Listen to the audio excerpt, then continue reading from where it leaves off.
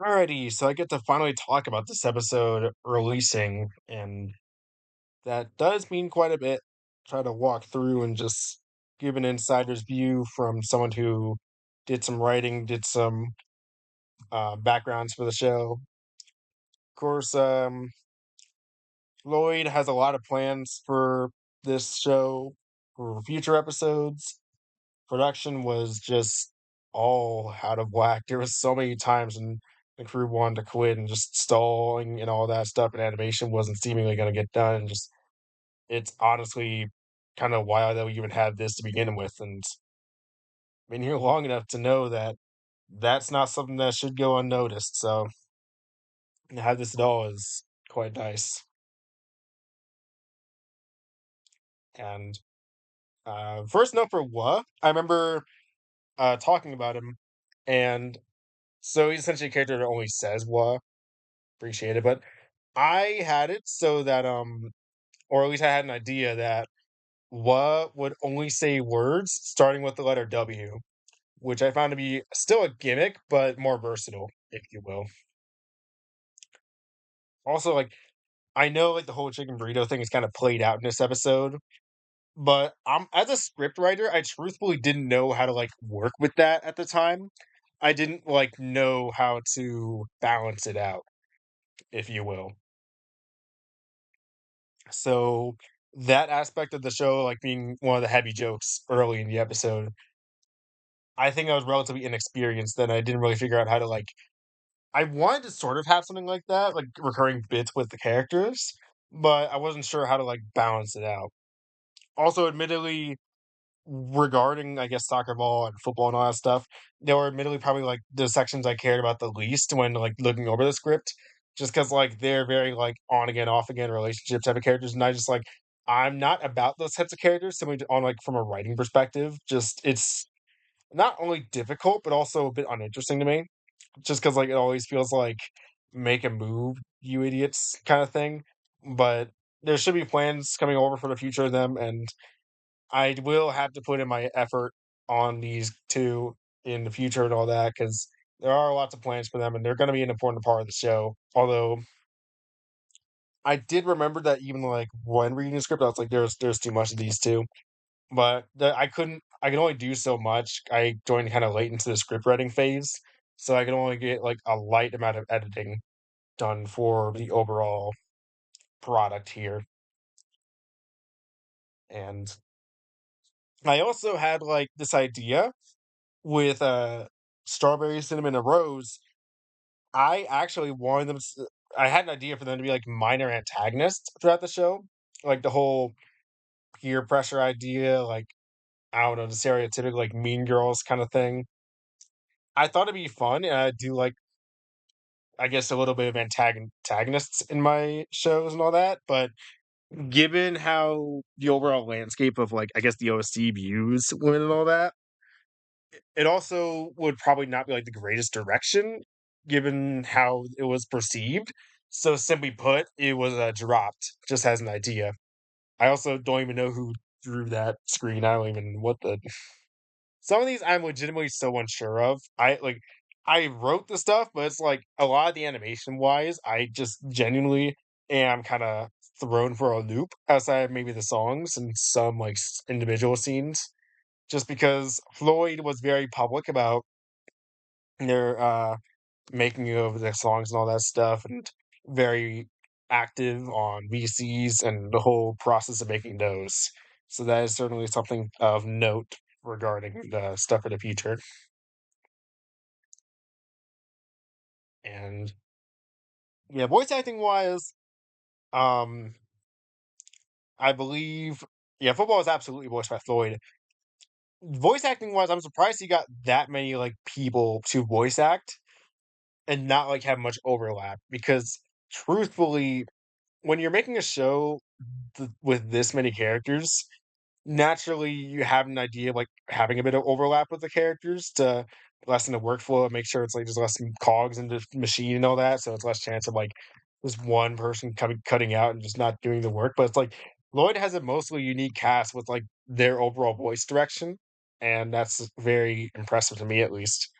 I remember with my first episode, the entire reason that voice acting wasn't in episode 1 of Spells and Strikes was simply because I wasn't confident that I'd get voice actors for for the show, and so I did it, like, with body language and facial expressions really only to try and convey the equivalent of, words in there, and of course, it didn't work out that well since I was just beginning and all that, and I did use voice acting thereafter, but that was the idea. So, like, regarding it back to this show, the fact that, like, there's so many voice actors in here is it's definitely a tough thing to work with since there's so many chances of just people not getting their deadlines in and so many chances of, like, people just kinda leaving the show entirely, but it does have some nice reward with giving every character, like, their own unique identity just so by voice alone. And I think there is, like, great reward to be had in that, and just as a creator, just the knowledge that you were able to hold people to a standard that high and able to keep them in. This scene, by the way, there's actually a whole backstory with Anchor here, and I don't know yeah, audio editing wise, I know this is, like, what Anchor's voice is way louder for some reason, I don't really get that, but truthfully speaking, there was actually supposed to be, like, a backstory sort of shot with Anchor. Now, simply put, I, um, basically got rid of that on a revision, mainly because not only would it bloat the script out too much even further than what kind of already was, but also the factor of we knew basically nothing about Anchor from, like, a fan perspective. So, like, for him to get this, like, whole backstory and everything, it's like, why should I care when I know nothing about this character to begin with? It's like, it doesn't really tell me much that, um, about how, like, they cope with it afterwards or deal with it or adapt. It just, like, here's their past, which I felt didn't really work that much. Also, somewhere early in the script, there's someone said, like, "Riz" or something to, like, describe something, I'm like, "Nah, get that out of here." And it's not even like a, "Wow, that's so cringe." It's more like the way I describe it is object shows tend to age poorly the more modern language is implemented in a script. Like, if I watch an object show episode, I want it to be as high quality in 5 years, and part of that is using language that is a bit timeless or of the time. So, like, if you have an old-fashioned character using, like, fat like, words from the Roaring '20s, for example, would be appropriate, but if you have, like, a show that uses modern expressions and stuff and modern slang, I feel like that makes it very easy for the overall show to date itself without, like, really anything else even changing about it. So that's mainly why I wanted to take that out. It's not even like a cringe thing, it's more of a thing of, like, I wanted this show from a writer's perspective to be timeless. Like, you could watch it now and you could watch it 3 years later, and it would be different undeniably, but it would also be, from a writing perspective, so fine. Also, that transition genuinely it caught me off guard so much. I found it really funny. And I remember it's like, Anchor's teeth, or not Anchor, Avocado's teeth. That was actually, I believe, a coloring error that was just kept in because it was something that both the creator and the animator liked, and I'm chill with it, to be honest.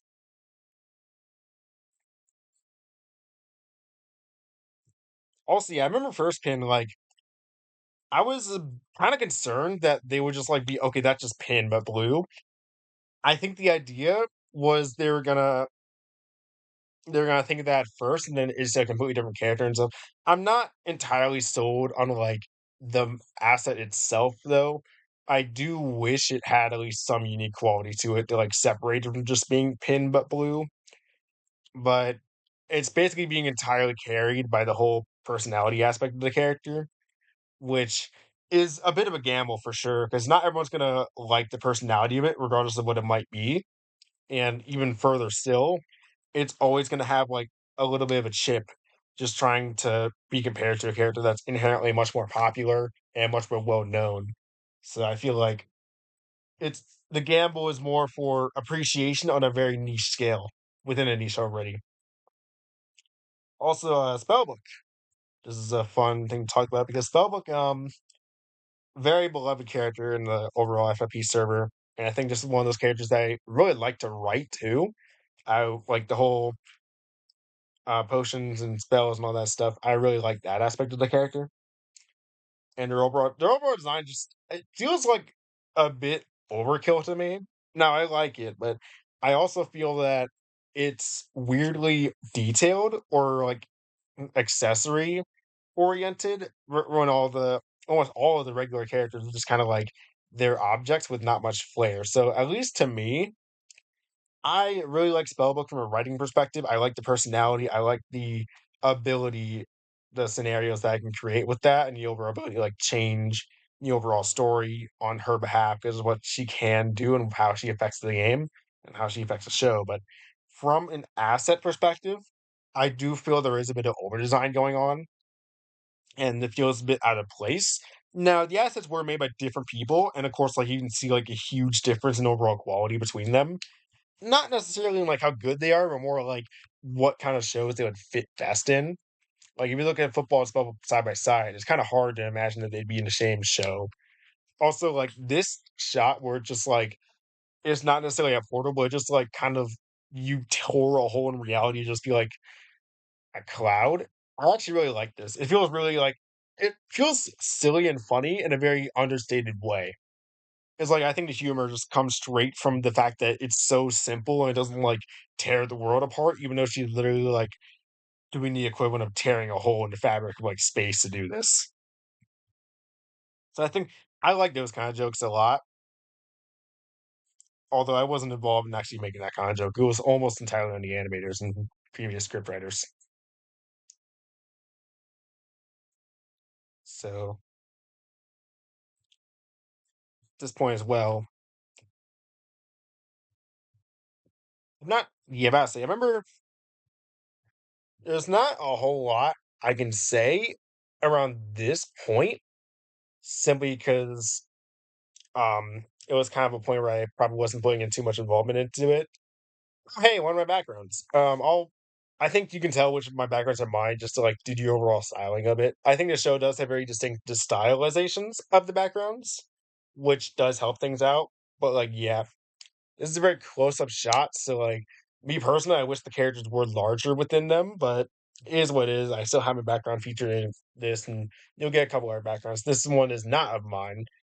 Also, shouts to Ice Cream. I do like the overall, I don't know, I guess hair over the eye thing. I don't know why, but that's always like a winner for me in terms of the design character wise. Kind of gives it a bit of like a down on their luck kind of aspect to it. Not necessarily like edgy, but just kind of like a bit trying to like avoid the outside world, which I think is very suitable for the character.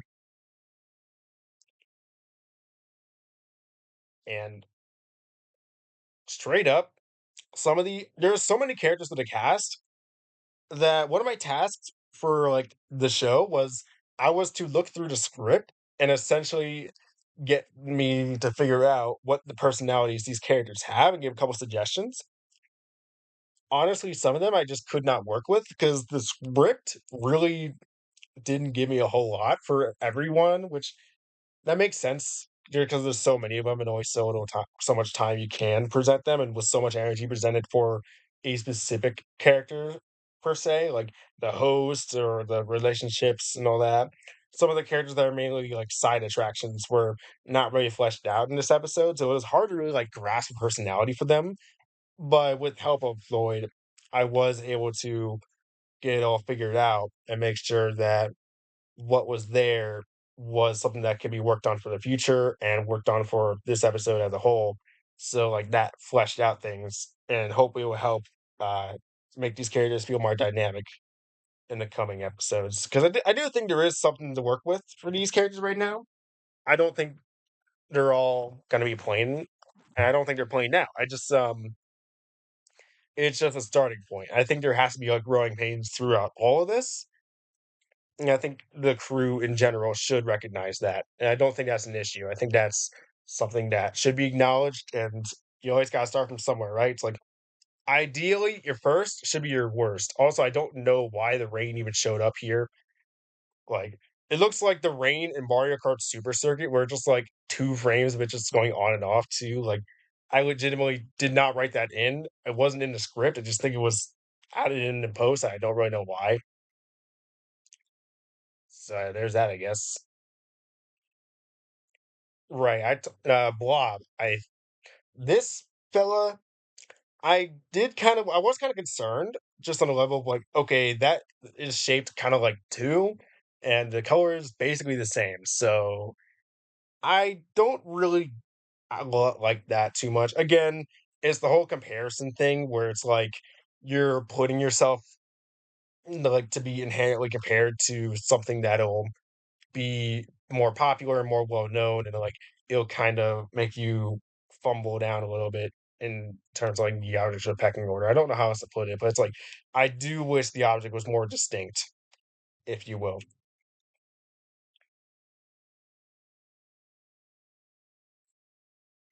I did. Oh yeah, I do remember putting this in. I did like write in the montage because I thought that'd be funny. Now, how they died in that was entirely on like the animator's part and overall like Lloyd's ideas, but like the montage itself was something I implemented, and I thought it'd be I don't know, I thought it'd be funny.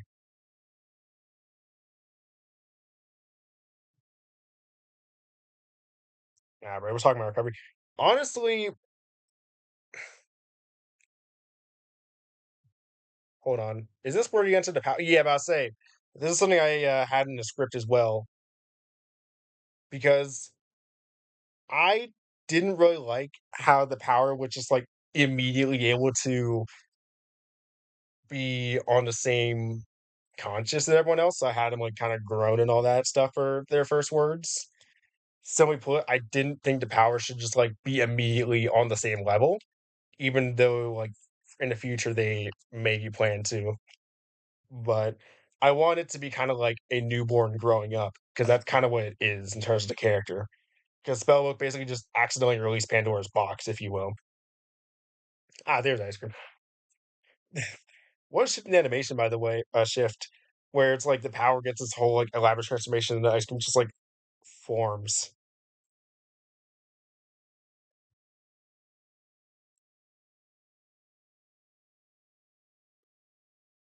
Man, I think Cactusy was like one of those characters as well where it was relatively tough to write in terms of their overall personality given the script.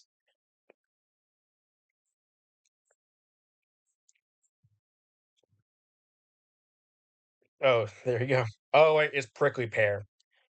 Cactusy is the one in the left here. I am not great with that whole like distinction, if you will. You can also tell some of the assets were like not imported correctly because Wagon clearly has like a lot of white space where there doesn't really need to be there, and it's wasn't like exported correctly, so it just kind of had that going on. I believe Wagon was like one of the earlier assets made, which makes a lot of sense. I think as well, like as far as all like the ships and romance and all that stuff goes, I'm pretty sure of the ones that I like wrote or of the ones that I saw in the script, this was the one that I probably cared about the most, just because I think I liked the both of them as characters. I wanted like I think Ice Cream in particular to have something to work with for future episodes, and I thought there was something to like gain off of making this something more concrete and more developed as the show goes on. At least something that I could affect in terms of the overall product. So yeah, I do like ice cream quite a bit, and I do also like popsicle quite a bit.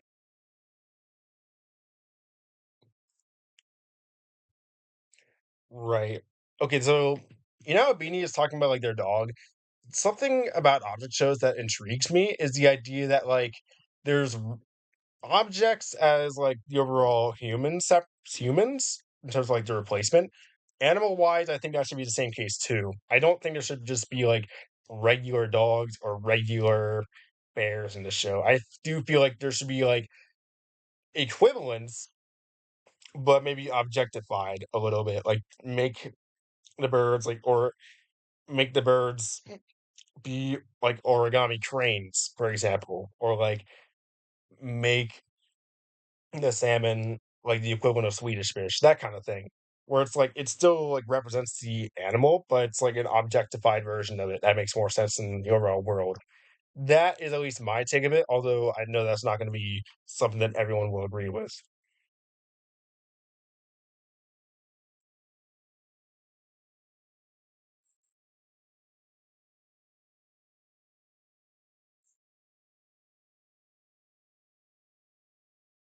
Oh dang, they're quiet, like really quiet. I think this is also. Oh hey, they're just there.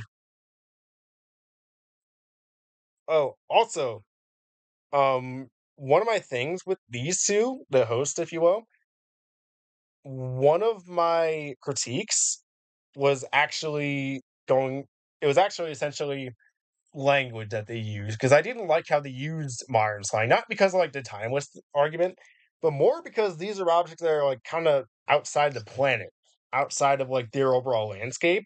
So I proposed essentially the idea that they would utilize their own slang that wouldn't be like related to um the Earth's, I guess. So like you'd have slang that might not make sense for us, but it would make sense in their context. So that was my overall idea with Star and Arrow.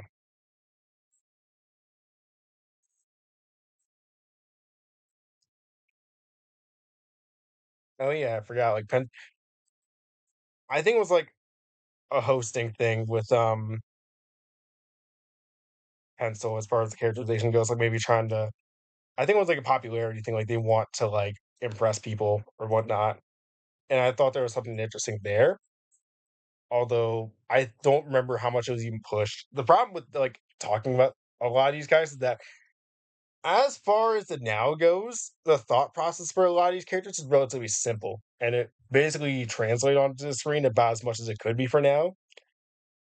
And like, there's also going to be plenty of fellas that do get that attention later on, but I think like it's going to be harder and harder and harder to distinguish them once you get even when they're developed because it just simply quantity. It kind of has that Moss issue, if you will, where most of the characters aren't outright villainous, and it's also the issue of like you need to make sure they're distinct from one another. I've talked about this already, I feel, but it's just difficult to make a cast this big also have like uniqueness. And I believe toilet paper, they were like a host essentially for parties and all that stuff. They were good at doing that. Ah, I really like this fellow, Flip Flop. They're essentially like the mechanic, the scientist, the nerd of the group. I remember there's a plot point later on in FFP where I proposed that Flip Flop will be gone for an entire episode and then come back the next one because they'd be like going out to a city or something to get parts, which I find really fun. I like tinkerers kind of or inventor kind of characters, and I do like them kind of like feeling a bit overworked, a bit frustrated with the overall like gr- group and area, if you will.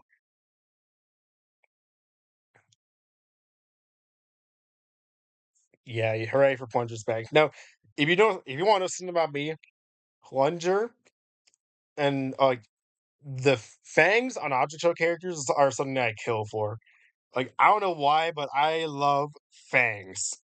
Oh yeah, this intro, which bro, I know this got hyped. Like I remember this being shown up like way early, and a lot of intention was put into it in the server at least.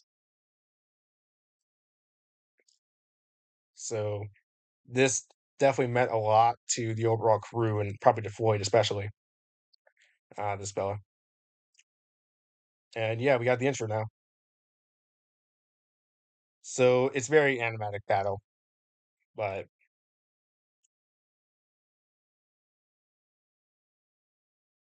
I think it is solid. My only real critique would just be like the first background is very plain, but I do understand why that's the case.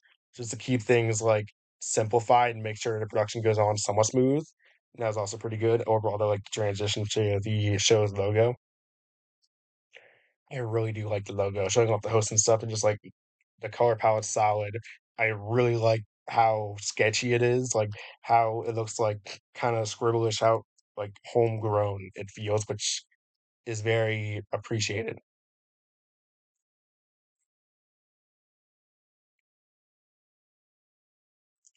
And Star is so much larger than Arrow. Stopwatch. Dude, Stopwatch is one of the more popular characters actually in the Discord. It's interesting to say the least. I think a character that's all about like speed and getting things done fast. There is something there, but it's also at the same time like just a little. It's just a little one note unless you make it work properly.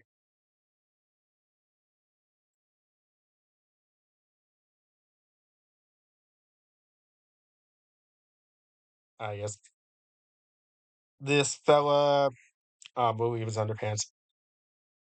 So, if I had to say one thing about it, I propose that he essentially does Coliseum matches with Orangey because they're both like trying to be heroes, trying to be like Hollywood star kind of characters, but like they're both kind of incompetent. And like people would pay tickets to watch them fight because they're pretty silly. Right. The whole musical section of the show. Now, this background is very interesting because it was made by me, but not at the same time. The cave backgrounds. So what it was is essentially I drew the background for the cave area in the song, but after it got complete, I wasn't very happy with it, mainly because I felt it was too cluttered and hard to read. So someone else in the Discord actually drew that background as sort of like a revision. And I really like how they overall cleaned it up and made it look more detailed and more like craggedy. Yeah, cragged, craggy. Yeah, I'm about to say, I think that's the right word for it. But I really do appreciate them helping that little section out. Just on the simple level here, that's my only. The song parts really didn't have much in terms of like the contribution parts of it because I'm not much of a songwriter. I'm much more of like a. I'm much more into like the dialogue and the characters rather than like outright songs or I guess long term stuff, if you will. I like the character interactions part of writing the most. Um, but yeah, the whole musical aspect of the show, from what Floyd described it as, I think there will be quite a few songs, but I don't think it'll be like a thing every episode. So I think there are multiple here, just on the level of like giving you an idea of like what the show is like and kind of overemphasizing it, which I do think is a good strategy. Just the idea of just here's what the show is, and it won't be quite this is nasty, it won't be quite this crazy, but this is our idea. This is what we want to put down, and this is the overall aspects of what we want to animate on.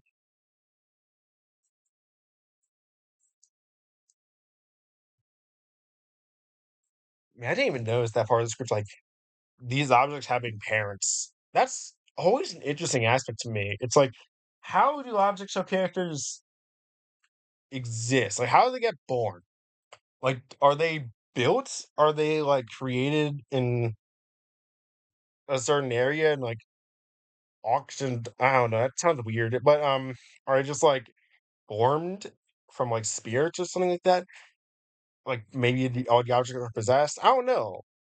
I'm like I'm genuinely kinda curious about it all, and I don't think any object show has like outright explained like their versions of how object show characters get born and get like begin their lives outside of like characters that like are robots and get built.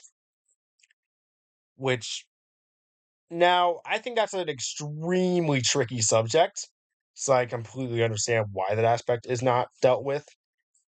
I guess for me, it's just something I'm very curious about, and I think someone even attempting to do that would be quite interesting. But for this reason as well, I also don't like to have, I guess, parental mentions of shows. Although I'm such a hypocrite because I'm My show does have that. I guess for my sake of it, it's more I think it's more of hmm, if you're going to mention it, I think if you're gonna mention this character having parents or, like, relatives, I feel like you should show them, or maybe I don't know. It's it's complicated, and I really do think I'm not even close to the best person to discuss this, and I really do think that could be done in a way that's more creative, more logical than me. Of course, that's a very long exclamation. Alright, this idiot, the bean fella. It's another one of those, like, fake superhero guys. Why are there, like, 3 of them in this? I just realized that. There's a lot of fake fellas in this trying to be heroes. Honestly, not really much of an issue. I actually do quite like these idiots. Whoa, okay. That's like the program, like, completely oh, wait, that's actually really cool. I get it now. Actually, that's really nice. I actually quite like that. Like, it's a comic book thing. It's like he thinks he's in a comic book for real.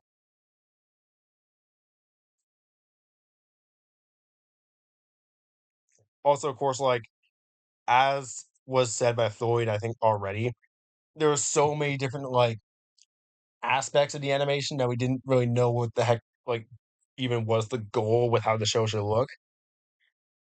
So, there are just so many different styles, so many different ideas of what the show can be or should be, that it kinda is like art style gumbo, like a mini OSO, which isn't the intention, simply put. It's more just out of the fact that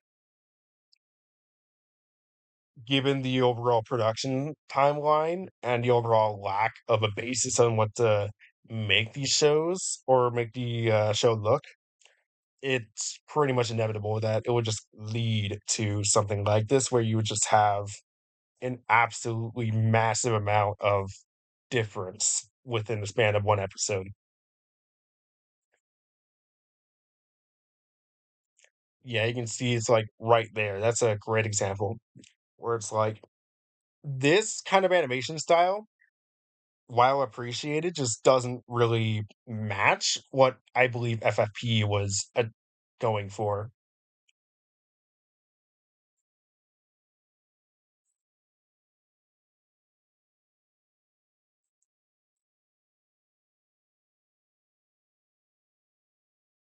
I, um I honestly don't remember how much influence I had over, like, the segment where they're making the teams. Again, this is just one of those things where I am I joined in late, I still hadn't written a good amount of stuff other than just, like, my own scripts and some, like, writing projects school-wise, so it's, like, a lot of things I just was unable to make, happen.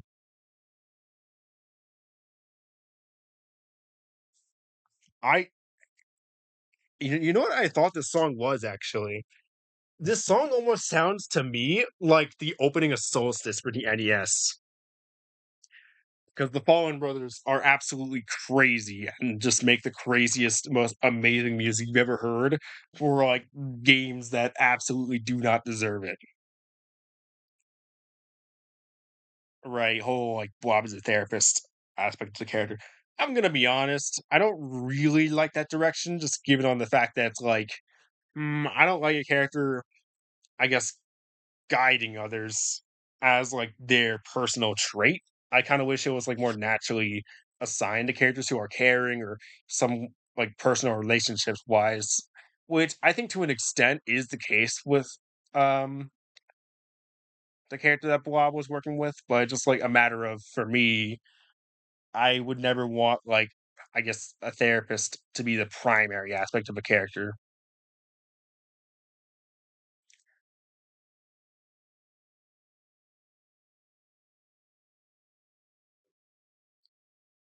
Shout out to Ice Cream's voice, I really like it. I don't know, man, I'm a bit of, like, a sucker for this character. Just I don't know how else to put it. Like, you just throw this kinda character at me, and I'm really into it. Also, Popsicle was melted prior, which Oh yeah, Popsicle's thing was that through worrying about ice cream, she can melt or just out of stress or whatnot, which I find really interesting. I guess she can repair herself too, which I also find interesting.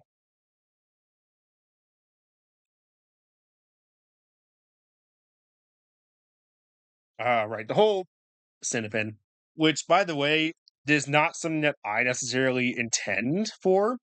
It's more like Cinnapin is like a popular ship within the FFP Discord server and all that. And honestly, given like how it's perceived, there might just naturally be more Cinnapin content throughout the episodes, whether I like it or not.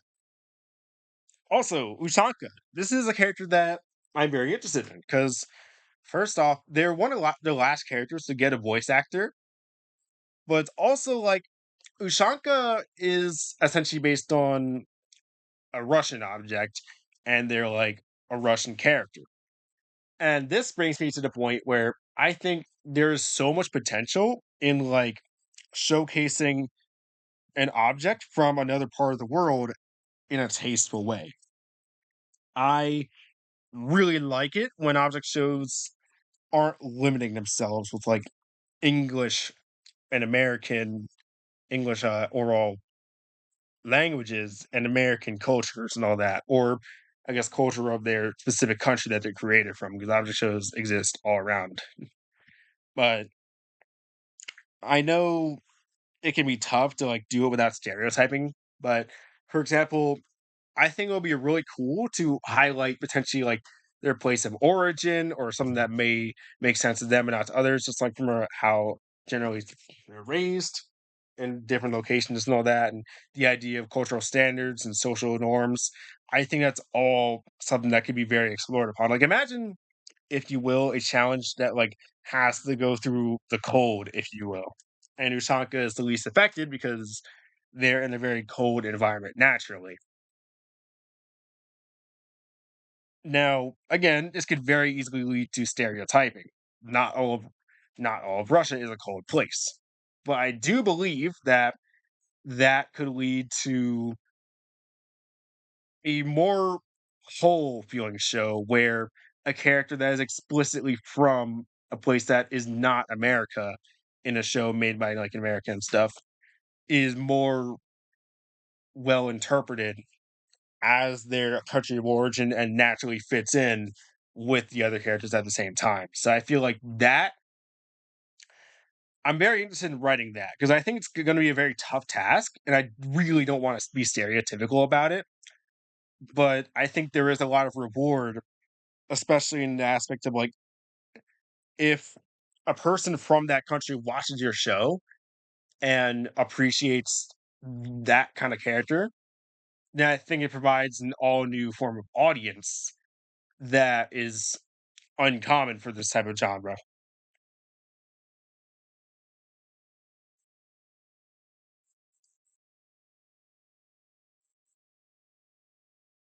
Man, this also applies like when he says Blob is a therapist. Straight up, these characters having jobs is like kind of up in the air, but it does sort of exist. And that does make me ask, what do they even use money for? Given this is an object show thing as a whole, not even like this specific show, was like when I see an object show character it's like doing a job or like having to work or wanting money, it's like, what are you even using that money for most of the time? Because most of the time it's just like you guys are just like kind of in a field doing nothing. Like don't have to pay for anything from what I see. Why do you need money or why do you need a job? This isn't always the case. There are some shows that do a nice job at like showcasing the financial need for certain goods and services and everything, but just like it's always so funny to me seeing like that aspect of shows because it's always like you have to ask the question of why are they working and why and what did they gain from working, and you kind of have to go like down a whole rabbit hole, if you will.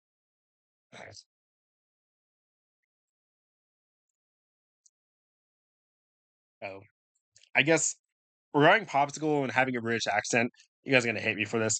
I saw Mrs. I believe it's Mrs. Doubtfire in the one of my college classes, and I didn't like it for the exclusive reason that I just didn't like British accents.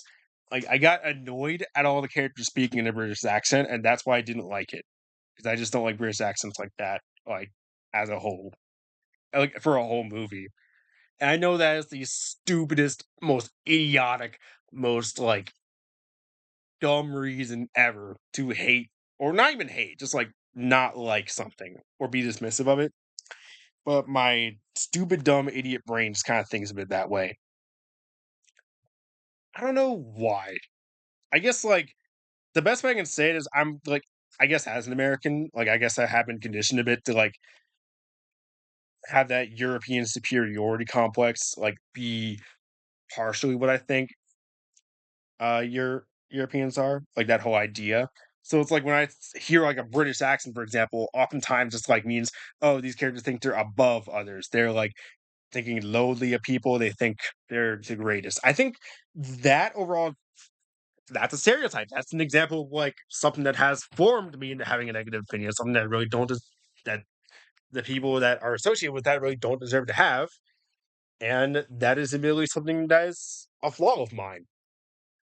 So, remember when I was talking about, like, the whole stereotyping and that being bad? That's an example. It's like, am not a fan of British accents because I associate it with traits that really don't work for the vast majority of people with that accent. I've just been exposed to characters like that in terms of media that have a majority of cases be that way in terms of the personality, and I just associated it. And propaganda is so scary. Wow, we yay, the teams are complete. Bro, I'm so out of the loop. I haven't even seen a script in a while, but it's like the teams just were made. The teams are made mostly off screen, which, like, I think is good and bad. I think it's bad because you basically have to, like, cut a lot of the characters in terms of, like, potential screen time. But I think it's good because, like, if you want to focus on every character, it kind of gets tedious. No matter, like, how diverse you make it, it's just going to be an inherent level of, like, yeah, yeah, we get the process, we get the cycle, we get the overall loop of it. I remember there was, like, a vid of the Wax House or something like that?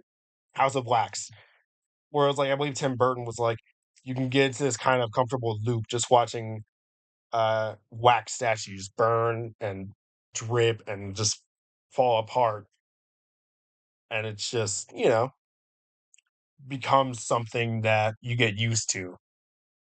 I think it's not quite the same in this case, just due to the fact that it will last longer, it's less entertaining, and it just, like, it's not a movie, it's an episode to a series, so it overall, like, means a lot still because these are how, like, the characters are going to be put up with another and, like, who they're gonna interact with, but ultimately speaking is not as visually appealing.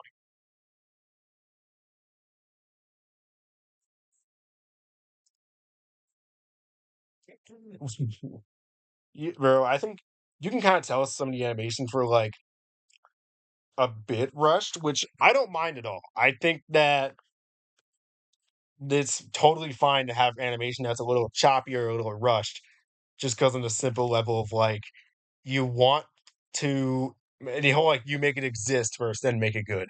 We made it exist first. And honestly, I still think it's good. I like the again, I love how homegrown this feels. It feels like it comes from the heart from, like, everyone that's worked on this, and it feels so genuine. Shout out to Team Amazon, by the way, if you watch World Tour, which is the best total drama season. Man, would y'all hate me if I said Dawn is one of my favorite total drama characters?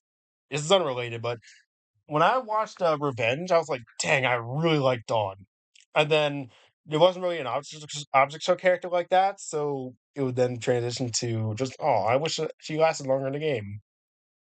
So that's my Candle from an anime saying my favorite character from that show because, like, she's basically, like, to me, the spiritual successor of Dawn from Total Drama Revenge.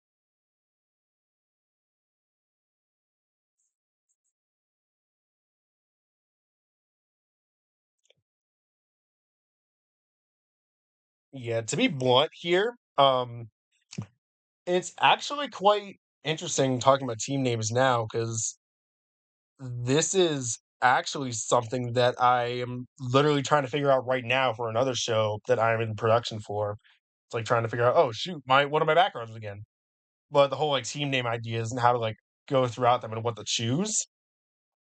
This straight up is one of the aspects of writing that stumps me a little bit because I'm not used to naming teams on a show like this. My show is non-competition after all, so it's like I didn't want to make it like joke names, but it's also like, what do I go? What direction do I name? And like, how important do I want these to be?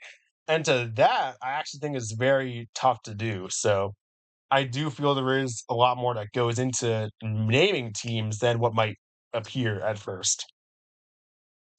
Also, for that like door entrance background, I can tell you a lot.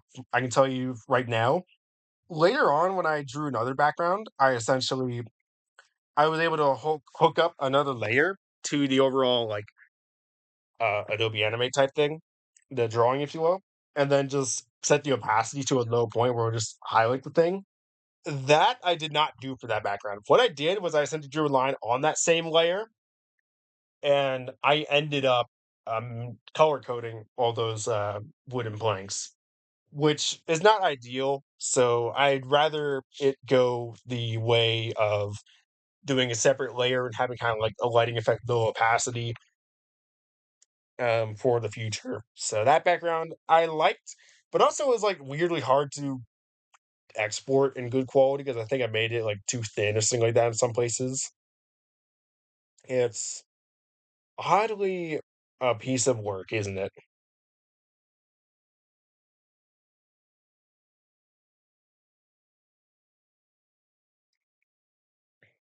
Man, this is it's a lot, isn't it? Even for like just this one episode, there's a ton. We are FFP. I think that's a joke as well. Like we are FFP within the Discord server. Now, Min and Yi, those guys, I think like I like the whole small tricksters who think everyone's looking down on them because they're small. The issue is differentiating them right now because right now they're kind of the same, and that's partially gonna be a problem. I wasn't sure how to like distinguish the two, so that's going to be a job of mine come future episodes to make sure that they are distinct from each other.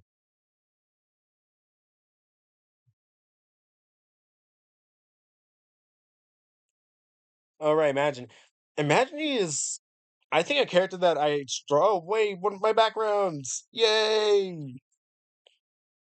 I what the heck happened there? Actually, I don't even remember. It's like a Family Guy cut. Yeah, why does that music feel like a Family Guy cutaway?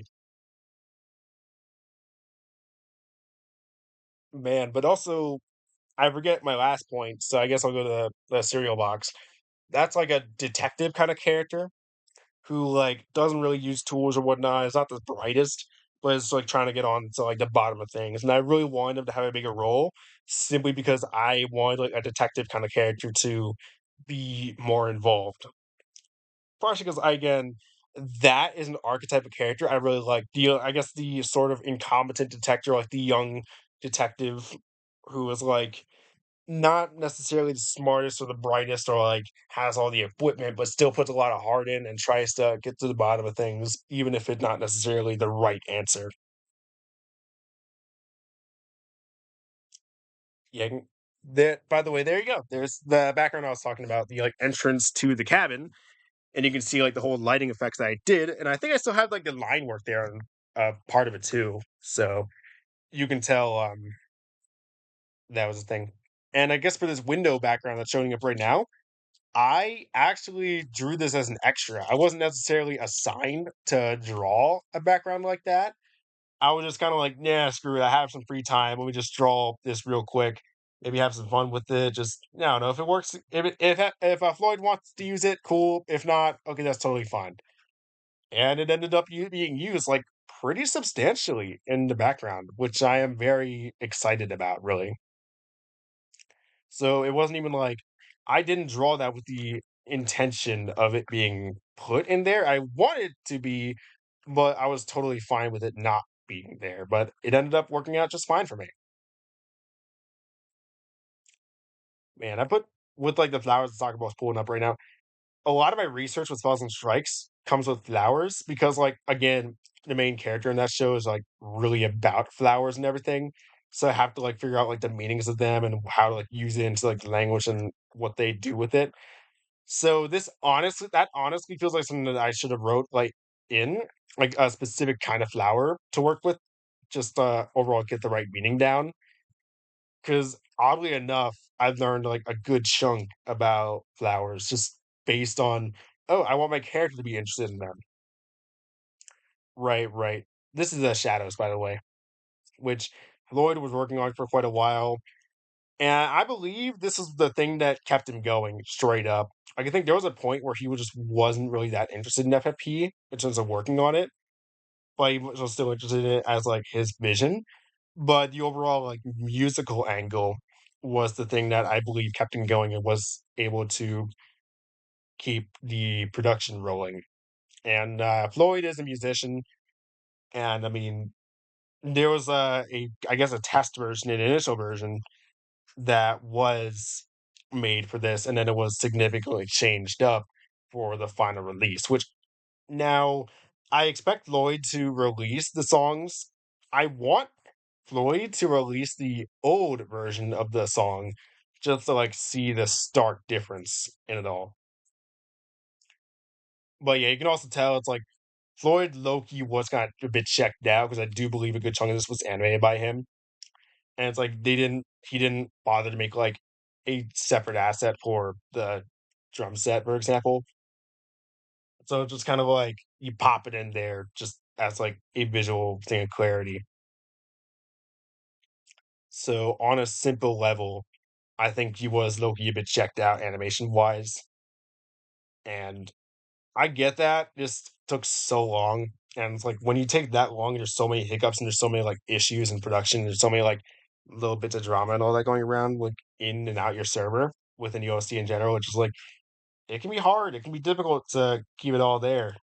I've been there before, but there's a lot of people that kept him going. He kept it going nicely, and I'm very proud of him for that. And I think the crew as a whole has got plenty to learn regarding like the overall production, how things should be rolling. But I mean, you go through war to get your peace, as absolutely no one has said, but I said now, so deal with it.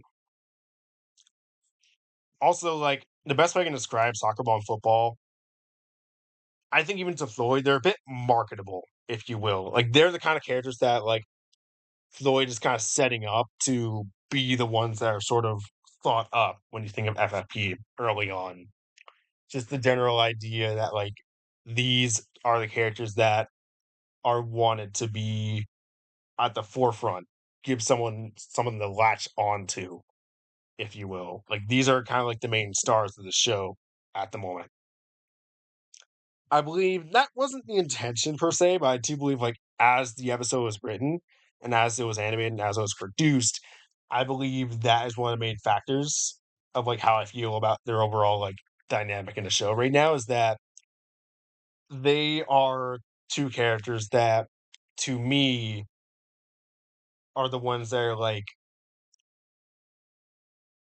not manufactured to be popular, but very much encouraged by the show as a whole to be popular amongst the consensus of those who are fans of the show or even dislike the show because they're shown so much and are given so much attention that it's like to me that feels like the intention of them.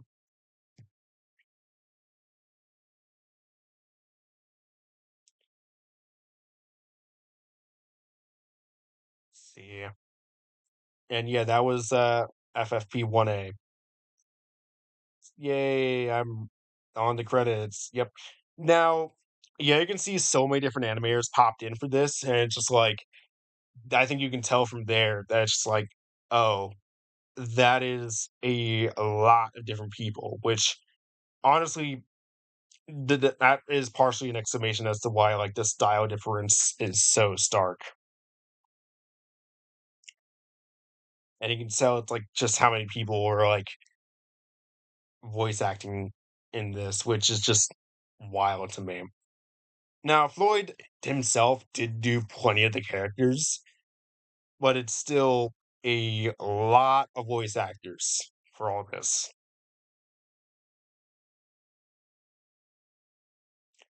Also, why didn't I give special thanks, Floyd? Oh man, I'm I'm jesting. Of course, I got to give jest to that.